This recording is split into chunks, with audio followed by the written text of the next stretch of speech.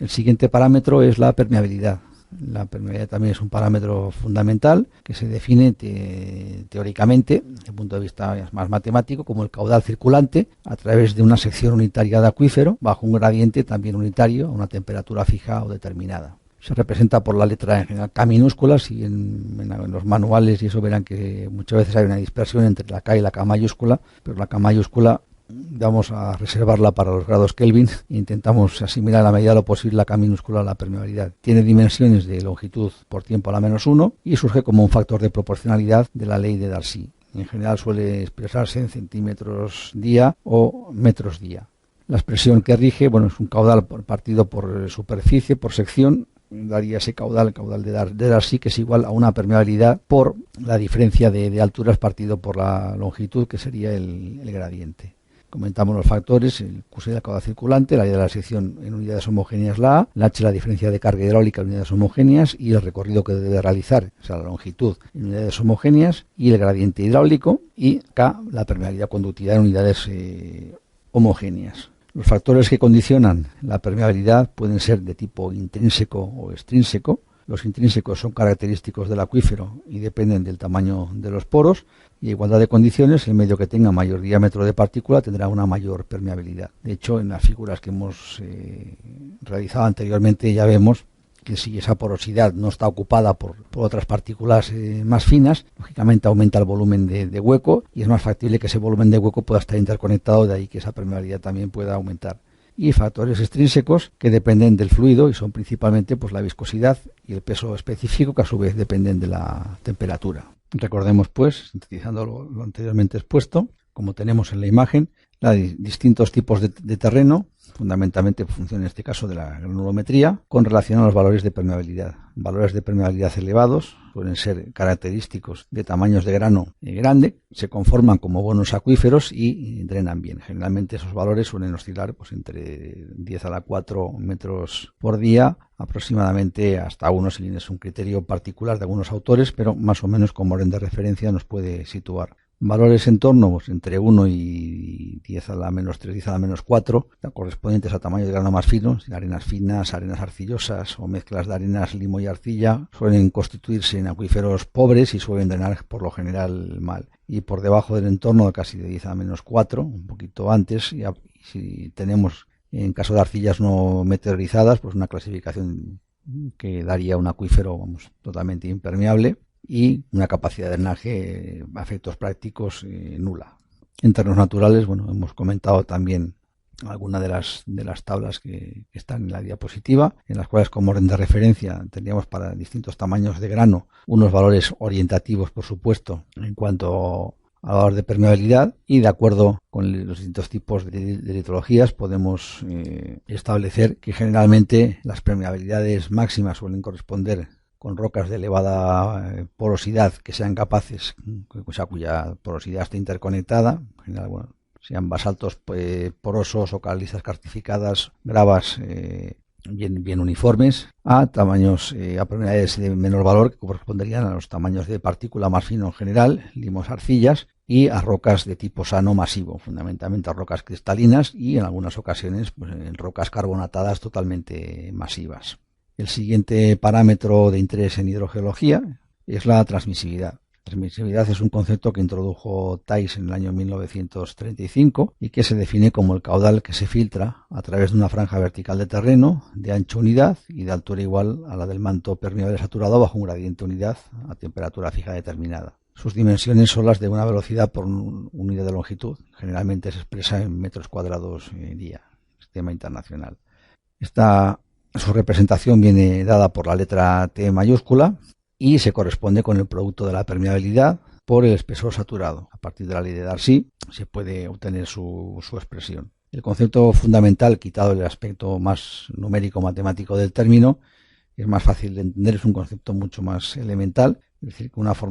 transmisividad de una formación depende, por supuesto, de la permeabilidad, o sea, cuánto mayor o menor sea capaz de transmitir el agua, pero a su vez no solo depende de esa capacidad, depende también de su espesor saturado. O sea, de poco o nada nos sirve tener una formación que sea muy permeable, sea capaz de contener y transmitir mucho agua, si realmente no dispone de ese agua. Entonces, la transmisividad nos da esa referencia. Entonces, de la ley de Darcy podemos establecer directamente prácticamente que nuestro caudal, nuestro flujo, equivale a esa permeabilidad por ese espesor saturado, por el gradiente y por esa longitud. Sería la sección equivalente al área de Darcy, en la expresión que anteriormente hemos visto. Con lo cual podemos establecer que nuestro flujo a través de una sección sería igual a K por B, sería la transmisividad,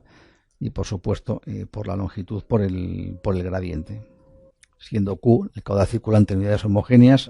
el área de sección en unidades homogéneas, L la longitud de acuífero, también todo en lo que vamos a decir en unidades homogéneas, la B minúscula el espesor saturado, la I gradiente hidráulico, sí que es adimensional, la permeabilidad o conductividad hidráulica y la T correspondiente a la transmisividad. Junto con la transmisividad tenemos otro parámetro también muy importante, que es el coeficiente de almacenamiento. Y el coeficiente de almacenamiento, designado por la letra S mayúscula, adimensional, se define como el volumen de agua que puede ser liberado por una sección unitaria vertical del acuífero y altura igual a la del acuífero saturado si se produce un descenso unidad del nivel piezométrico o de la carga hidráulica. El agua que se puede extraer de un acuífero proviene de un mecanismo de drenaje o vaciado de los poros del mismo, es el agua gravífica en acuíferos libres, que coincidirá con la porosidad eficaz, o de los pequeños efectos elásticos del propio armazón físico del acuífero y de la propia elasticidad del agua, siendo esta la única forma de captación en un acuífero cautivo. Pues que si se supone una columna de acuífero de sección unitaria y altura total saturada B, al disminuir una unidad en nivel piezométrico, se obtiene un volumen de agua fundamentalmente que nos suministra el propio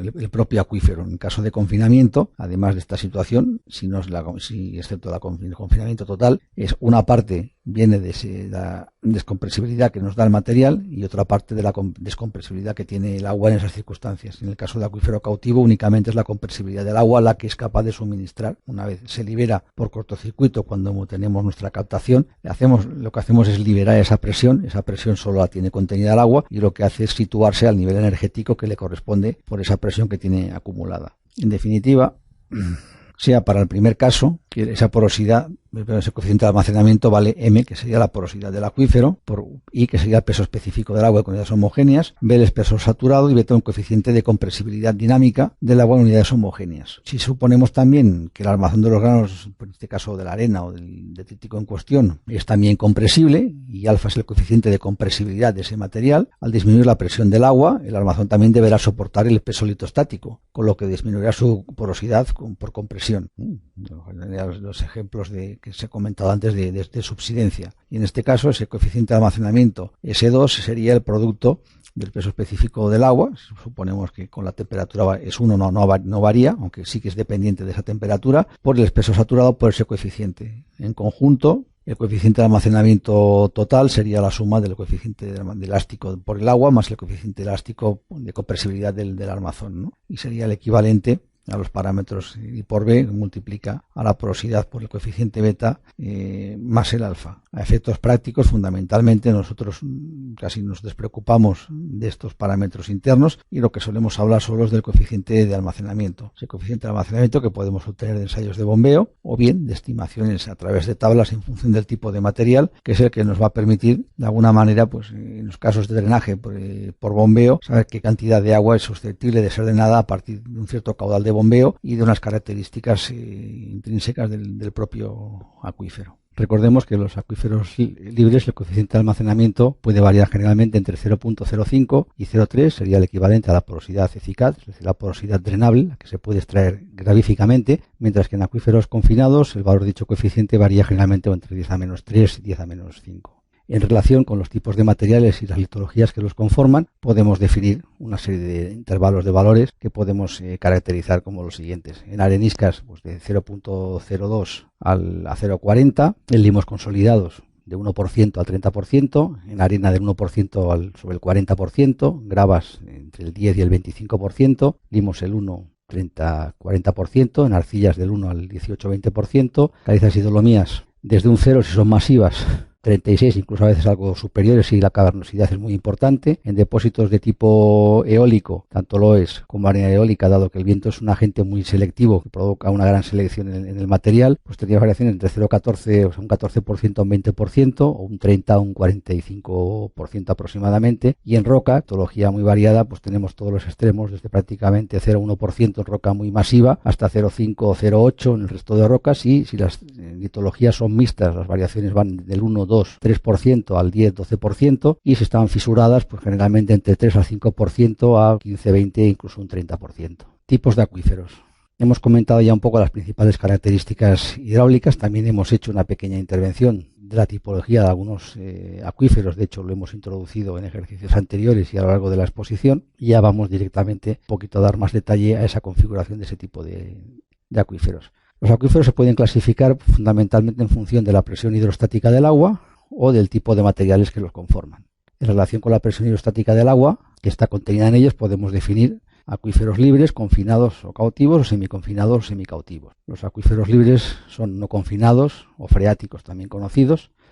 Los acuíferos confinados o cautivos son los que están sometidos a presión, el agua está a sobrepresión, mientras que los acuíferos semiconfinados o semicautivos lo que están es semiconfinados por un nivel semiconfinante, que lo que hace es retardar, disminuir el flujo de un nivel superior, que es el que aporta aporta el flujo subterráneo. Y en función del tipo de materiales que constituyen el acuífero estarían depósitos no consolidados, materiales sueltos, por ejemplo, pues las gravas de aluviales o de fluviales, entre otros, rocas sedimentarias consolidadas, pueden ser, por ejemplo, areniscas, limolitas, conglomerados, y rocas ígneas y metamórficas en sentido amplio del término. Presentando un esquema de la distribución de los principales tipos de acuíferos en esta zona, podemos considerar como norma general una zona donde existe una recarga importante y asociado a esos macizos rocosos una serie de sedimentos, generalmente suelen ser de relleno de cuencas o de depresiones importantes, pueden estar formados por material detrítico o intercalaciones de otro tipo de material, y suponiendo una situación estándar de estas de libro en la cual lo que rellena la cuenca son materiales detríticos, mientras que el fondo suelen ser materiales más o menos impermeables, tendríamos lo siguiente: que donde la zona de recarga actúa directamente sobre el nivel acuífero, donde se infiltra y este agua está sometida a presión atmosférica, es decir, existe un contacto con el sometimiento a la atmósfera, tendríamos lo que se denomina un acuífero libre. En el acuífero libre, que tenemos en el dibujo, y lo vamos seleccionando, nosotros tenemos una capa en la cual el agua se va infiltrando y se va acumulando hasta el nivel de referencia, que suele ser un nivel de tipo generalmente impermeable o bastante impermeable, y en el cual cualquier captación que nosotros realizamos lo que hace es captar el agua, o sea, saturarse hasta el nivel correspondiente a donde está el acuífero, y nuestra bomba podría introducir en ese nivel, y a partir de ese nivel seríamos capaces de elevar ese agua. El agua por lo general siempre está por debajo de la superficie del terreno, en el peor de los casos, digamos, rozando la superficie, o si aflora es porque tenemos una depresión en esa imagen. Generalmente también ese acuífero libre, que suelen ser muchas veces superficiales, suelen estar sobre otra serie de materiales que pueden ser confinados o semiconfinados, en función de que den o no den agua, y en función de ese criterio tenemos otro acuífero que da agua, pero sobre el cual existe una capa confinante o semiconfinante. En este caso hemos puesto un acuífero, es decir, no deja ni contiene agua. El agua contenida en ese nivel vemos claramente que está tapada o taponada por una litología, por un nivel, está sometida a presión. Es decir, ese agua que tenemos a presión, puesto que no puede liberarse y está ocupando los poros de esa formación, el nivel correspondiente a un pozo que atravesase únicamente esa zona, probablemente muchas veces estaría a sobrepresión y estaría situado por encima del nivel topográfico del terreno. Mientras no exista captación, ese nivel no se ve,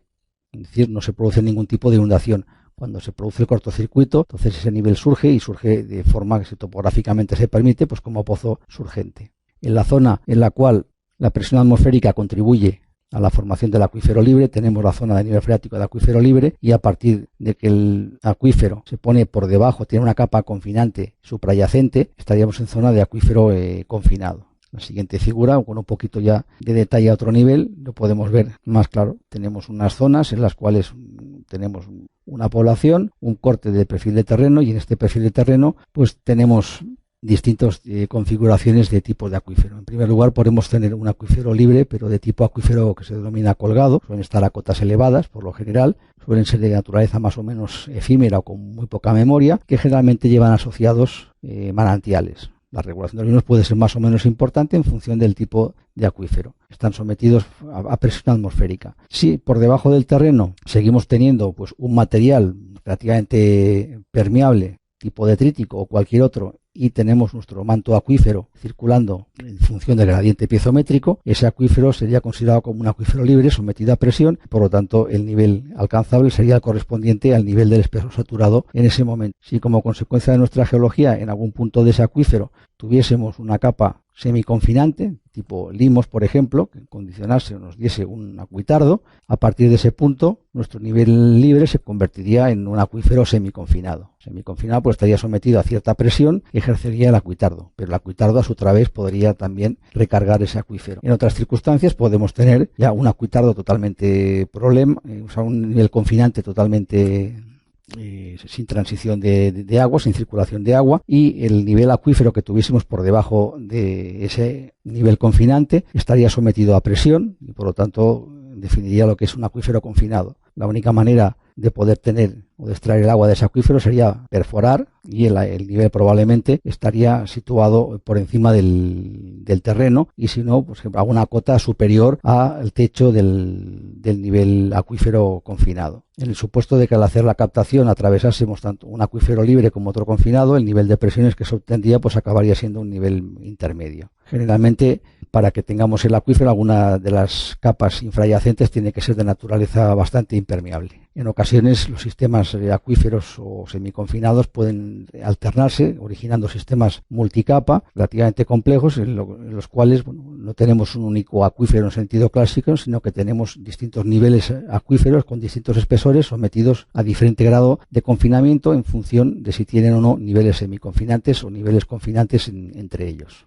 En nuestro esquema tendríamos la formación de un acuífero libre sometido a presión, generalmente suelen estar no muy lejanos de la superficie, y cualquier captación realizada en su entorno lo que nos muestra es el nivel piezométrico correspondiente a esa situación. En los acuíferos de tipo confinado o semiconfinado, la presión que se obtendría en el sondeo, en el pozo, sería la equivalente a su potencial. En el caso del sondeo B, que atravesaría el B, pues tendríamos que recurrir a la zona B, sería su superficie piezométrica, mientras que sondeos que estuviesen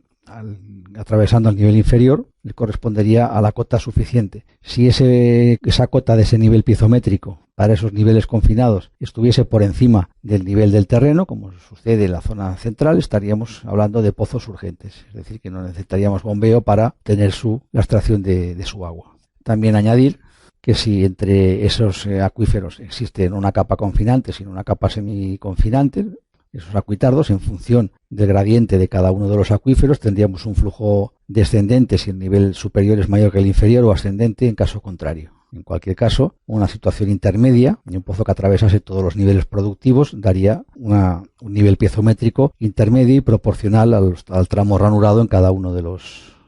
los acuíferos atravesados. Tenemos que los acuíferos libres son aquellos acuíferos en los que el límite superior de la masa de agua forma una superficie real que está en contacto con el área de la zona no saturada y por tanto a presión atmosférica. Cuando se alcanza el nivel freático se mantiene a la profundidad de intersección y la recarga se produce principalmente por infiltración de la precipitación a través del suelo y zona no saturada o por infiltración de agua de ríos o lagos. También es posible que se pueda producir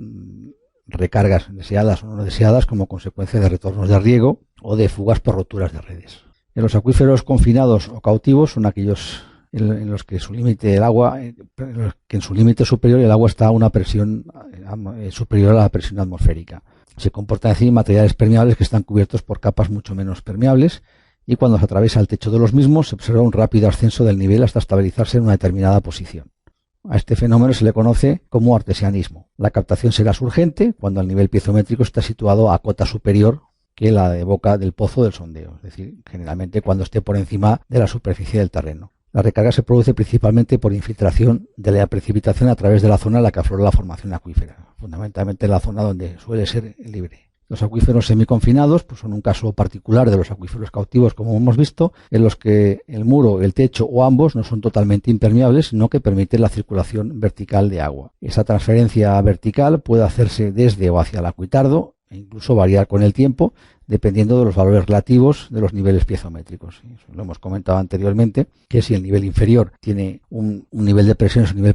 piezométrico superior al nivel superior, el flujo será ascendente, y caso contrario, el flujo será descendente. Acuíferos en depósitos no consolidados de materiales sueltos. Son formaciones geológicas constituidas por la acumulación de partículas transportadas por gravedad, viento o hielo, tanto en ambiente lacustre como marino. También en otros ambientes como de tipo aluvial o fluvial. Suelen ser arenas y gravas de distinta génesis geológica. Dentro de esa génesis vamos a destacar los ambientes, el ambiente fluvial, son aluviales de ríos o terrazas fluviales, tanto en las que se forman en zonas medias como en zonas de desembocadura, incluso antiguos paleocauces que estén en el registro fósil, que se comporten desde el punto de vista de acuífero como formaciones altamente permeables, ambientes deltaicos, acumulaciones en la desembocadura de los ríos, generalmente caracterizadas por unos niveles, unas barras de grava y arena muy importantes, en los cuales suele haber cantidad de material fino, sobre todo limos, en la intercalación entre las distintas barras, que suelen ser barras progradantes del sistema deltaico. Ambientes mixtos de tipo fluvio deltaico, son zonas de transición de los ambientes anteriores,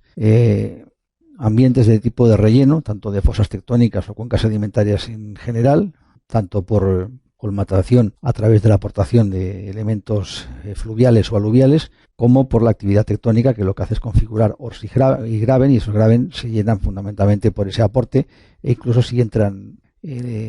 al mar, pueden llenarse a partir de sedimentos de tipo marino. Ambiente de tipo eólico, fundamentalmente formado por las lunas y por loes, y ambientes de morrenas, acumulaciones detríticas procedentes de la ablación de los glaciares. Por lo general suelen ser de edades geológicas recientes y presentan poca alteración y consolidación. Suelen proporcionar elevados caudales, se explotan racionalmente y se localizan en ellos las partes más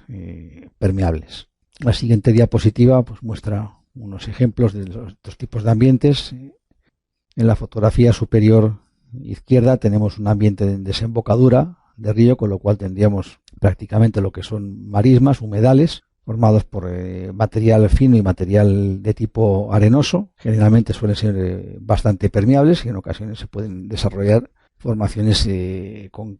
pequeñas lagunas internas que pueden dar lugar incluso a la formación de carbón. Están directamente conectados con la franja marina y prácticamente suelen corresponderse a nivel, el nivel piezométrico suele estar a borde muy próximo a la superficie. La fotografía superior derecha muestra un ambiente de dunas. El primero estaba, en este caso, la desembocadura del río Ebro en España. El siguiente es un ambiente de dunas, no necesariamente son del desierto de Sáhara, estas son dunas en Doñana, en el litoral del sur de España, muy clasificadas, de alta permeabilidad, muy uniformes, en las cuales prácticamente el nivel piezométrico se sitúa a pocos metros, pocos incluso decímetros, en algunos casos de la superficie, estando el mar prácticamente en contacto. La fotografía inferior izquierda muestra un ambiente ya de relleno de cuenca sedimentaria, cuenca asociada a macizos montañosos procedentes de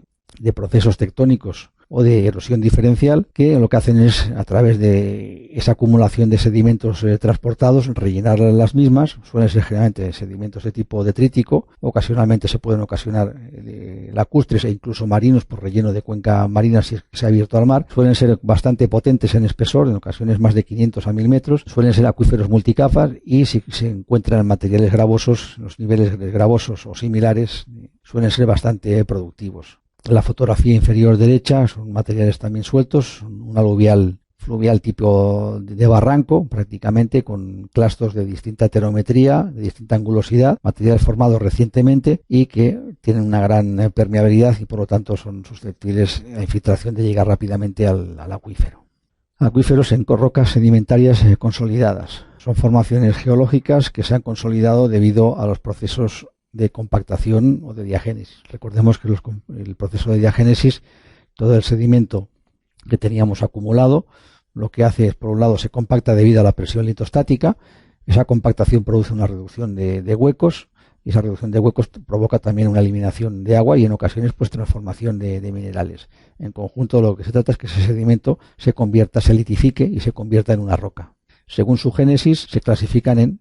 formaciones de tipo detrítico, o sea, conglomerados, areniscas, arenas, arcillas, de tipo químico, formación por precipitación, fundamentalmente calizas, dolomías, y de tipo orgánico, carbones e hidrocarburos naturales. Varían mucho en densidad, porosidad y permeabilidad dependiendo del ambiente sedimentario de formación. Si no existen fenómenos de karstificación y o fisuración, fracturación, suelen constituir formaciones acuíferas poco permeables en general. Es decir, necesitan de una fisuración secundaria, es decir, crear una permeabilidad secundaria para que puedan tener cierto atractivo. Fisuración que en ocasiones hay que hacer artificialmente mediante fracturación hidráulica o mediante voladura por explosivos controlada. En cuanto a los macizos de tipo kárstico, calizo, tenemos en la parte superior una zona de material carbonatado, fundamentalmente calizas, en las cuales se observa que los niveles de drenaje, tanto superficiales como subterráneos, llegan a ocultarse dentro del macizo, ¿no? Eso serían las grandes drop planes, que lo que hacen es drenar el macizo y forman surgencias discontinuas a lo largo del tramo carbonatado. A su vez, esas surgencias, si las aguas pueden ser agresivas, pueden ir disolviendo esta roca carbonatada, ampliando las cavernas y discontinuidades y, por lo tanto, favoreciendo que la karstificación sea superior, provocando también un aumento de caudales. La figura de la derecha corresponde al santuario de Covadonga, en Asturias, en el norte de España. Está situada en un acuífero carbonatado, el cual, como se puede ver, presenta distintos tipos de drenaje natural, donde discurre el agua y donde se van produciendo las oquedades, incluso poniendo en grave peligro infraestructuras y edificaciones tales como la Basílica de la Virgen de Covadonga en este caso. Un detalle, este tipo de surgencias, vemos que no son surgencias difusas, sino que están concentradas allá donde las discontinuidades son más manifiestas y por lo tanto pueden contribuir, bien conducidas, a magníficos reservorios de agua. Muchos de ellos responden rápidamente a las precipitaciones en eventos tormentosos importantes, fundamentalmente en el hemisferio norte en época invernal, en el hemisferio sur, imagino que en el periodo contrario. Más macizos carbonatados, estas dos imágenes, las fotografías son del Torcal de Antequera en Málaga, son formaciones carbonatadas muy espectaculares, sobre todo por la morfología de las formas, responden tanto a una actividad de disolución de las aguas de la pluviometría como a un control tectónico que en este caso se manifiesta en dos familias principales ortogonales de las discontinuidades, que a su vez lo que hacen es fracturar el medio, que favorece la presencia y circulación de esta agua subterránea que tiene capacidad de disolver el carbonato cálcico y constituir más cavernas e ir desmantelando progresivamente el edificio. En la foto o en el esquema superior izquierdo se puede ver que incluso por debajo, a nivel subterráneo no visible, existe gran cantidad de simas y cuevas, algunas de ellas visitables, que pueden tener incluso hasta varios kilómetros de longitud, en las cuales, dependiendo de la pluviometría zonal y de las condiciones atmosféricas, las variaciones de nivel freático en un punto u otro pueden ser drásticamente modificadas. De manera de ahí que es lo peligroso cuando uno se introduce en una cueva y no tiene constancia de los efectos o no sabe el régimen pluviométrico zonal, podemos y adentrarnos en una de estas cavidades que están totalmente secas y en un momento determinado, en cuestión de minutos, en cuestión de horas, rápidamente producir ascensos del orden métricos y decimétricos o decamétricos en los niveles piezométricos y quedarnos permanentemente atrapados. En estas circunstancias, cualquier tipo de captación que se realice en estas formaciones debe tener la consistencia de estar suficientemente profunda para alcanzar siempre el nivel piezométrico en condiciones lo menos favorables posibles, a la vez que intentar captar el máximo número de fisuras productivas o incluso alguna que otra caverna no colapsable que facilite y aumente el almacenamiento del sistema. Los acuíferos en rocas ígneas y metamórficas, que tener en cuenta que también constituyen, aunque sean de menor calidad o cantidad, tan fisurados, formas acuíferos que pueden tener cierto interés local en cuanto a su productividad. Tenemos que las rocas ígneas son formaciones geológicas originadas por el enfriamiento y consolidación de un magma, y según se produzca dicha consolidación pueden ser de dos tipos: intrusivas o plutónicas, cuando esa consolidación se produce en profundidad, y extrusivas o volcánicas cuando se manifiesta en superficie. Ejemplos de las primeras, por ejemplo, los granitos o gabros; ejemplos de las segundas, las coladas de basaltos, fonolitas o piroclastos, que aparentemente nosotros podemos ver, incluso cuando hay erupciones volcánicas recientes, son tan espectaculares. Las rocas metamórficas se han originado por profundas transformaciones físico-químicas que han dado lugar a importantes transformaciones en la estructura de esa roca, a su vez también en la textura interna, como consecuencia de las variaciones de presión, temperatura y presencia de fluidos. Y ejemplo de estas rocas metamórficas o acuíferos en ellas serían en zonas de pizarras, zonas de esquistos, etcétera. Las posibilidades de formar acuíferos en estas rocas quedan reducidas a las zonas fundamentalmente de alteración superficial, como hemos dicho, o a las zonas fracturadas por diáclasas y fallas, que pueden dar lugar, llegado el caso, a acuíferos importantes. También hay que tener en cuenta que este tipo de rocas, como han estado sometidas también a un régimen de esfuerzo tectónico, parte de estas fracturas o diaclasas suelen estar rellenas por material más arcilloso que reducen también su permeabilidad. Y en el caso de rocas volcánicas, dado la heterogeneidad de las mismas, el comportamiento pues está en un intermedio entre las rocas consolidadas porosas y las fisuradas. Todo depende de la proporción que tengamos de cada una de ellas. En el caso de que tengamos una fracción de piroclastos o escorias más importante, estaremos más del lado de las rocas, en este caso detríticas, rocas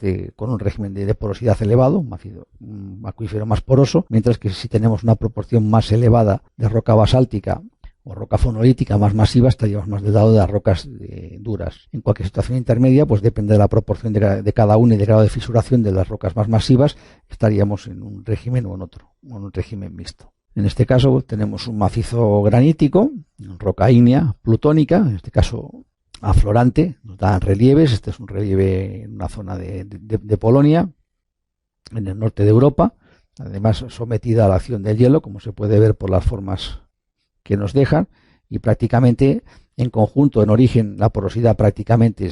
no es muy alta, y la única posibilidad de circulación de agua en superficie es la alteración, y en profundidad es la posible infiltración, que a través de las discontinuidades que se van produciendo por fracturación y diaclasación de este macizo pueden conseguirse fundamentalmente en las zonas inferiores del macizo. Dentro de rocas también volcánicas tipo dique, sometidas también a fracturación, pues tenemos que la intersección de diaclasas favorece la presencia de discontinuidades, algunas de las cuales pueden estar rellenas por arcilla, en otros casos no, y son susceptibles de conducir agua en menor proporción que un sedimento detrítico, pero que pueden ser en ocasiones un magnífico acuífero.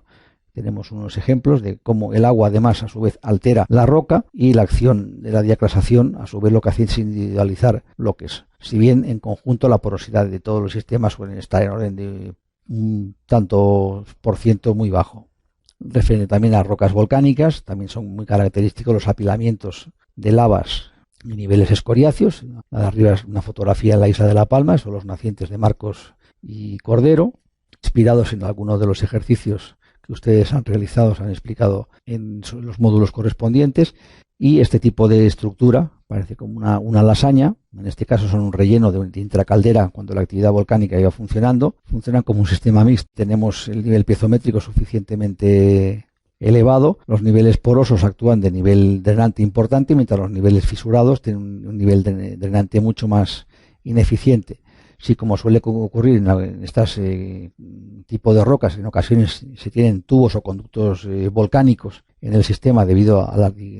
circulación diferencial de la lava cuando se va enfriando, podemos obtener, al igual que los macizos kársticos, un tipo de surgencias o manantiales muy importantes. En ocasiones forman un auténtico hontanar con elevados caudales drenados y fundamentalmente muy influenciados por el régimen pluviométrico que les da lugar. En otras ocasiones lo que tenemos son niveles alveolares en macizos que contienen basaltos alveolares, suelen ser muy porosos, como se pueden ver aquí. Estos poros, estos alveolos se forman por la desgasificación de los gases al enfriarse el magma, y dependiendo del grado de interconexión de estos poros daría lugar a unas permeabilidades que pueden ir desde niveles muy bajos a pequeños valores. La fotografía inferior izquierda corresponde a un detalle del hontanar de Marcos y Cordero, y la fotografía inferior derecha también a este mismo apilamiento de lavas y escollas por un lado, coronado a techo por un nivel de tobas pumíticas que suelen ser bastante impermeables, con lo cual aquí introducíamos también el tema de la famosa heterogeneidad espacial. En estos casos la heterogeneidad espacial en la horizontal, aun siendo notable, tenemos transición y variación de facies, suele estar más limitada, puesto que podemos seguir con cierta facilidad los niveles lábicos, pero en la vertical lo que tenemos es una variación de niveles entre, en este caso, piroclastos basaltos, toba pumítica arriba y rellenos en la parte superior, toda la gradación posible. Caso de rocas metamórficas, tenemos una foto en un macizo metamórfico del Pirineo, en este caso ya constituido por gneiss y esquistos en la base. Fundamentalmente el agua que se tiene es el agua de precipitación, el agua de fusión de nieve, y prácticamente solo la permeabilidad por fisuración del macizo es la que condiciona que el macizo pueda tener cierto interés drenable o conducir algo de agua. Las fotos inferiores son fotos de fundamentalmente esquistos y pizarras y esquistos, están en la zona también del Pirineo del Cap de Creus, y en los materiales metamórficos podemos observar fundamentalmente las estructuras derivadas de los esfuerzos tectónicos, en este caso la esquistosidad, que son esos planos que nosotros vemos en apariencia paralelos en una determinada formación, lo cual condiciona por un lado la circulación en el sentido perpendicular a esas discontinuidades, es decir, sería una dificultad para que ese agua fluya, aun pudiendo fluir por gradiente, y lo más probable es que los que tengan cierto interés sean los planos que van paralelos o el flujo que fuese paralelo a esas discontinuidades, teniendo en cuenta que a través de ellas probablemente exista suficiente espacio como para poder circular una parte de agua. Cuando la esquistosidad no está tan verticalizada, sino que está más horizontalizada, bueno, pues tenemos unas situaciones intermedias y dependiendo del grado de esquistosidad, en este caso, como con la intersección por las diaclasas, los distintos bloques individualizados generan las discontinuidades que pueden estar abiertas o selladas por material de relleno arcilloso, que en cualquier caso van a condicionar por un lado la circulación y por otro la permeabilidad de dichos macizos. Calidad del agua subterránea. El conocimiento de las características físico-químicas de las aguas subterráneas tiene como finalidad fundamental establecer relaciones entre composición, distribución y circulación del agua en los acuíferos y la geología, mineralogía y sistemas de flujos de estos. El agua no debe entenderse no solo como una molécula química, sino también como una solución suspensión acuosa diluida que contiene compuestos orgánicos e inorgánicos que constituyen los distintos tipos de ecosistemas acuáticos. El tipo de agua subterránea depende de su composición química y, a su vez, la composición química es función de cómo éste incorpora los solutos a medida que interacciona con el medio. Así pues, la composición química del agua en las diferentes partes del ciclo hidrológico es la resultante de los diferentes procesos modificadores físicos, químicos, biológicos y antrópicos. Siguiente esquema nos mostraría esas influencias. En la atmósfera nosotros podemos tener contaminación por polvo tipo aerosol, por un lado. A esa contaminación existente,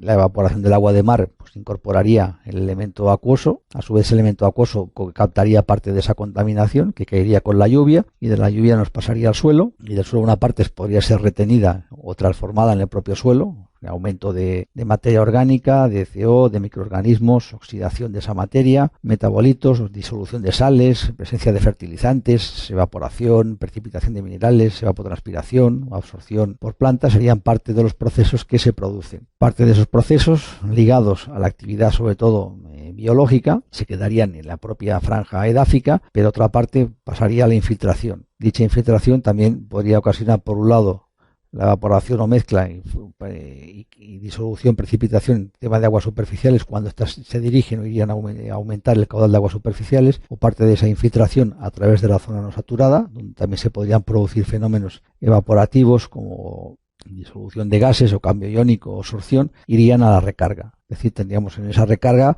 pues una marca de tipo climático en función de los elementos que inicialmente condicionaban la lluvia, más todo el resto de transformaciones y procesos que a través de la infiltración por el suelo y circulación por zona no saturada llegarían al acuífero. En ese acuífero pues también se podrían producir otro tipo de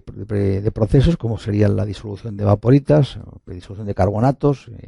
precipitación de silicatos o sulfuros, evaporación, mezcla, presencia de flujos profundos, actividad cinética, en ocasiones posibilidad de aguas termales, etcétera, etcétera, y finalmente parte de esos flujos subterráneos por un lado volverían al mar y por otro podrían reintegrarse de nuevo al ciclo hidrológico a través de las aguas superficiales. Las características físico-químicas del agua pues varían a lo largo de su tránsito por el ciclo hidrológico, como hemos visto, están sometidas a una serie de procesos, y para valorarlos es necesario cuantificar una serie de parámetros físico-químicos y biológicos presentes en las aguas. Tenemos que los principales parámetros que se suelen analizar con mayor frecuencia de las aguas subterráneas, por un lado, son las sustancias disueltas, fundamentalmente eran aniones y cationes, la alcalinidad, la dureza, conductividad eléctrica, residuo seco y el residuo total, el total de sólidos disueltos, la demanda química y bioquímica de oxígeno, pH potencial redox, temperatura, microbiología. Que los componentes mayoritarios fundamentales que se encuentran en las aguas subterráneas fundamentalmente son aniones, entre los cuales destacan cloruro, bicarbonato, carbonato, sulfato y nitrato. Cationes, pues los iones sodio, potasio, calcio y magnesio. En los coloides destacaba la sílice, los compuestos de sílice. Entre los elementos minoritarios, que suelen representar menos del 1% del TDS y normalmente entre concentraciones de 0,01 a 10 miligramos por litro, destacarían el hierro en forma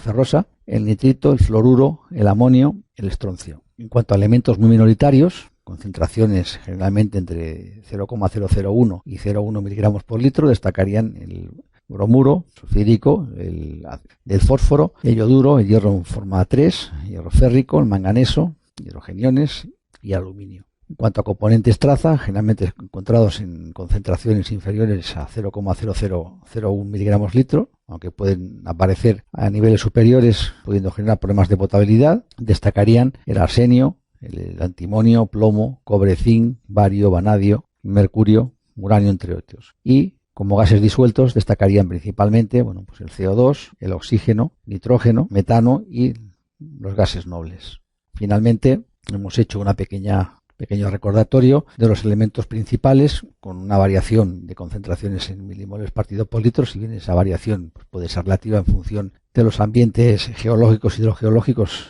en los que nos encontremos y el principal origen de esos elementos que dan lugar a la mineralización de esas aguas subterráneas. En cuanto al sodio, recordemos que fundamentalmente provenía y proviene de los feldespatos, la salgema, las zeolitas, el polvo atmosférico, agua de mar y el aerosol marino. El potasio fundamentalmente proviene también de los feldespatos, de micas y de agua de mar. En cuanto al magnesio, su origen procedería de la dolomita, el carbonato cálcico magnésico, la serpentina, el piroxeno, anfíbol, olivino, mica y agua de mar principalmente. En cuanto al origen fundamental del calcio, obviamente los carbonatos, rocas carbonatadas, el yeso, feldespatos, el piroxeno, el anfíbol. En cuanto ya a la parte componente de aniones, tendríamos en primer lugar el cloruro, procedente de la salgema, de la halita, del polvo atmosférico, del agua del mar y del aerosol marino. También en ocasiones, aunque no está citado, ese cloruro se puede producir como consecuencia de aparición de gas cloro proveniente de la actividad volcánica. El ion bicarbonato, entre rangos entre 0 y 5, provendría de los carbonatos, de la materia orgánica, CO2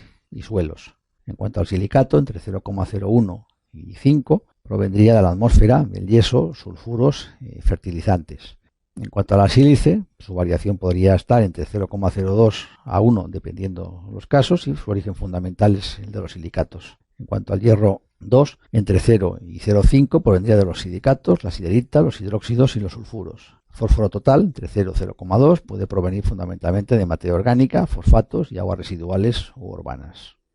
Normas para la realización de un estudio hidrogeológico en minería. En primer lugar, hablaremos de las normas que podemos considerar como de carácter ético.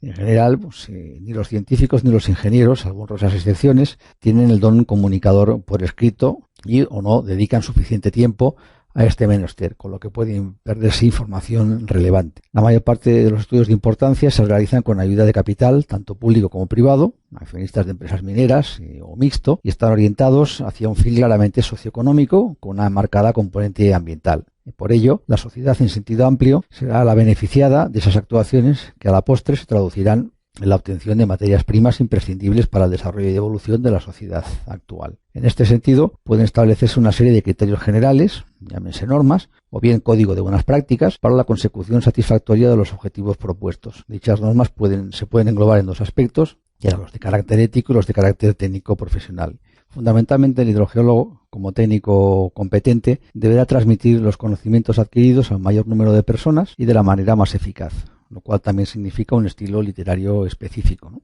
Rigor, precisión, capacidad de síntesis, dado que los resultados obtenidos no solo son para el autor, sino que responden a un fin socioeconómico y, por tanto, el estudio e informe será leído por más personas, algunos no especialistas en la materia. La redacción de dicho informe o estudio garantiza una buena interpretación de los datos o una conclusión óptima.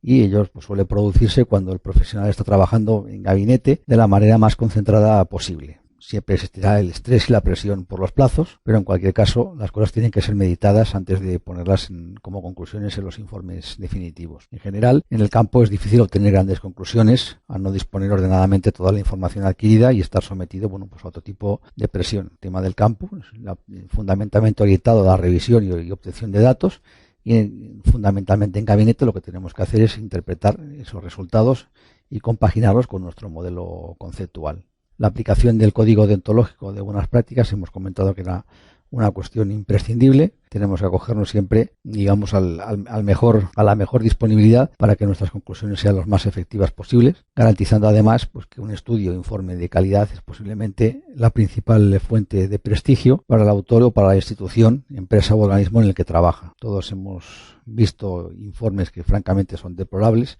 lo cual desacredita por un lado a la persona que lo firma y por otro al organismo o institución que lo ha contratado. En cuanto a las normas de carácter técnico profesional, hemos incidido que hay que hacer una referencia a las etapas de planificación del estudio hidrogeológico, que desgraciadamente muchas veces se dan por obviadas y no se presta la atención requerida a las mismas, pero que son fundamentales a la hora de proceder a una mayor eficiencia en cuanto a la resolución de los problemas planteados. En primer lugar, es bastante lógico plantear una definición de objetivos y de medios necesarios o disponibles, económicos, materiales y humanos. Y a esta dedicación conviene dedicarle, valga la redundancia, el tiempo preciso, puesto que de ella se va a derivar una buena planificación posterior y una buena ejecución sectorizada y en cuyo caso secuencial lo más racional posible. Para ello lo que hace falta es, una vez definidos esos objetivos y con qué disponibilidad de medios contamos, establecer un primer esquema o índice provisional, estudio o informe que vayamos a hacer, con una serie de apartados en los cuales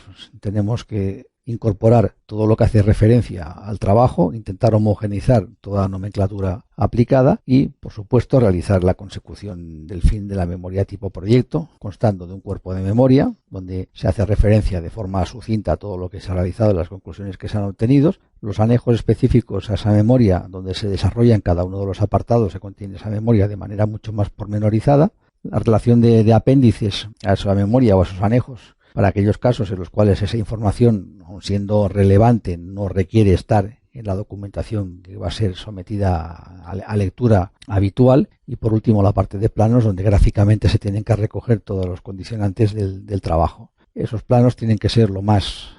claros posible, recogiendo únicamente toda la información disponible, pero que sea relevante, no ocasionando duplicidades, sino haciendo dificultosa y engorrosa su lectura. Todo ello va a conducir a la finalización del primer borrador o documento de avance, que tiene que ser un documento, hemos dicho, cerrado, no es porque ponga el nombre de borrador tiene que estar inacabado, sino tiene que ser un documento cerrado a todas luces para poder presentar ante los organismos competentes o ante las administraciones para que puedan emitir un juicio a nivel técnico-administrativo e incluso someterlo a un procedimiento de información pública para incorporar una serie de alegaciones. Junto con esa finalización y esa supervisión de ese documento de base vendrán, por un lado, las sugerencias, recomendaciones, modificaciones, observaciones o cualesquiera otras referencias para la mejora y cumplimiento incluso hasta de la normativa que haya podido quedar fuera en el planteamiento de dicho documento. Eso procederá a la finalización del texto, tablas y las figuras definitivas, a todo lo que haga falta, incluido el texto y los planos,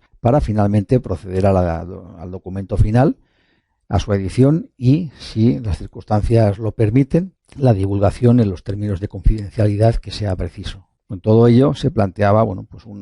posible índice para un estudio hidrogeológico. No pretendía ser ni mucho menos un índice a seguir a pies juntillas, sino sencillamente un índice general. En cada caso habrá que aplicar los conocimientos o las circunstancias que nos impongan muchas veces los pliegos de condiciones, pero en cualquier caso debería constar de una presentación con una introducción, descripción de objetivos y una descripción general de la zona estudiada, la realización de un marco geográfico y económico que justifique el trabajo planteado y dónde se va a ejecutar. Fundamental, un aspecto de climatología e hidrología, en el cual habría que hacer constar las generalidades, la pluviometría, todos los aspectos dedicados con las precipitaciones, la termometría, la evapotranspiración, otros elementos del ciclo hidrológico, estudio de cauces, de cuencas, estimación de aportaciones superficiales, subterráneas, regulación. Un apartado específico de geología, que puede ser bien síntesis si es que se han hecho estudios ya previos de detalle, o generalmente realización y completado de otros que se tienen hechos, están en marcha, una descripción de un marco geológico, descripción de formaciones y todas aquellas características que conlleven a definir el modelo geológico de la zona y a su vez ello condicionará el modelo hidrogeológico. Es decir, necesitamos conocer la geometría de nuestras formaciones. Para ello se unirán todos los datos que se han obtenido de técnicas de reconocimiento del terreno, de datos de geofísica, datos de sondeo, etcétera, etcétera. Un apartado específico propiamente de hidrogeología, en el cual, en base a toda la información previa, se manifestarán las características hidrogeológicas de los materiales, la definición de los acuíferos. Se habrá hecho una revisión en la medida de lo posible de los puntos de agua, todas las captaciones presentes en el entorno. Se intentarán medir los niveles piezométricos o los niveles freáticos de los distintos acuíferos. Se intentará realizar una estimación de parámetros hidrogeológicos, para lo cual se hará una revisión de la información disponible, o se realizarán ensayos de bombeo o cualesquiera otras prácticas adecuadas para esa obtención. Un apartado de hidrogeoquímica, en el cual se tendrá en cuenta el tema de calidad de las aguas y en su caso, la reactividad de esas aguas con las litologías encajantes, para lo cual en ocasiones puede ser preciso la realización o aplicación de modelos hidrogeológicos o hidroquímicos. Un apartado de monitorización del acuífero o de los acuíferos en función del tiempo en el cual se ha estado ejecutando el informe, o si es un informe tipo planificación, en qué fases se va a desarrollar esa monitorización y con qué medios. Debería constar, por supuesto, también poco la estimación en previsión de qué es lo que haría falta y en todo caso cuánto podría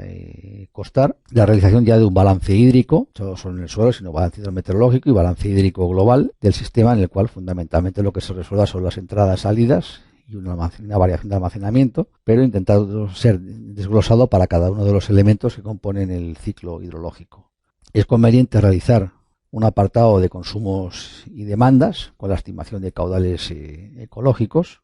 porque este apartado también justifica el por qué se hace el estudio hidrogeológico, por un lado, y generalmente es un estudio que va sucinto y va anejo al desarrollo de la actividad minera propiamente dicha, con lo cual el objetivo fundamental obviamente es la extracción de ese mineral y por lo tanto ese consumo y demanda de agua va a ir dirigido fundamentalmente orientado a la extracción del mineral en cuestión. La realización de un programa de medidas, unas previsiones y protocolos de actuación. Sería muy interesante, por no decir necesario y obligatorio, que ese programa de medidas conste de unos plazos en su ejecución, unos protocolos en la misma siguiendo normativa que pueda estar presente y, por supuesto, digamos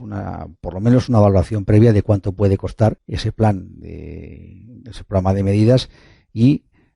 orientar, en todo caso, sobre qué administraciones o quién puede asumir parte de ese coste de ese programa de medidas. Un apartado final con un resumen y unas conclusiones, también unas recomendaciones. No hace falta que sea excesivamente extenso, sino que sea lo suficientemente claro, sobre todo, como decía anteriormente, porque puede ser la única lectura que hagan, digamos, las personas o los directivos que tengan las competencias para asumir una determinada actividad. En este punto, que se ha puesto un resumen, pues también podría hacerse un mini resumen y pasarlo al apartado número 1. Es decir, la persona que vaya a leerse esto a lo mejor no quiere leerse el informe como tal, ni quiere leerse el resumen, y en la propia presentación, que son las primeras páginas, que es lo que uno probablemente muchas veces suele ojear, pues un pequeño mini resumen de ese resumen puede ser más que suficiente como para proceder a que ese estudio tenga continuidad o se le dé cauce por las vías oportunas, o bien quede rechazado y en el olvido, como más de una vez suele suceder. Es conveniente realizar un apartado de bibliografía, es decir, qué documentación se ha consultado. Y en esa misma documentación hemos comentado también que, aunque sea, digamos, casi como se exige a nivel científico en las comunicaciones, es muy conveniente que toda cita referenciada en el texto esté convenientemente citada en la bibliografía, y a su vez toda cita bibliográfica tiene que estar referenciada en el texto. Y por último, pues un apartado que llevaría toda la documentación tipo anejos y planos y, en conclusión, todo este formato, bien en formato papel o en formato digital, pues a disposición y entrega de la persona o la institución que lo va a valorar.